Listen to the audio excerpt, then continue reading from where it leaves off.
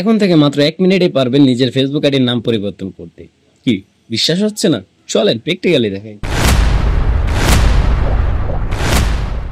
তো ফেসবুক আইডির নাম চেঞ্জ করার জন্য আপনারা ফেসবুকে চলে আসবেন। ফেসবুক আসার পর এই যে কর্নারে দেখবেন আপনার প্রোফাইল আইকনটি দেখা যাচ্ছে, এখানে একটা ক্লিক করবেন।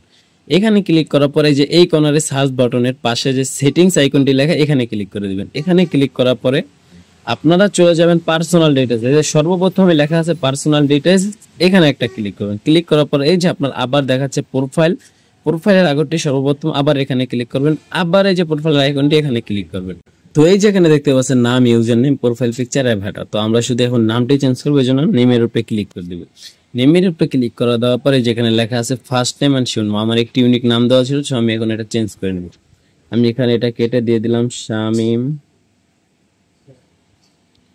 সার নেম দিয়ে দিলাম আহমেদ, শামিম আহমেদ, মিডল নেম দিলাম না। তারপর আমরা এই যে রিভিউ চেঞ্জে ক্লিক করব। এরপর আপনি নামটা কেমন রাখতে চান, শামিম আহমেদ না আহমেদ শামিম, মানে নামটা আপনার যে নামটা দিবেন দুইটা নাম দিলে এরকম দেখাবে। তো আমি ফার্স্টটাই দেখতেছি, এই জন্য সেভ চেঞ্জে ক্লিক করব।